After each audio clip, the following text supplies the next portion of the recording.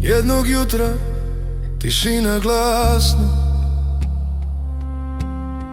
prazne sobe bez mog glasa.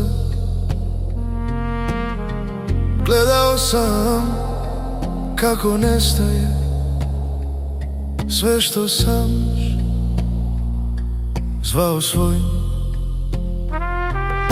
Kad izgubiš sve što voliš, ostaneš samo ti.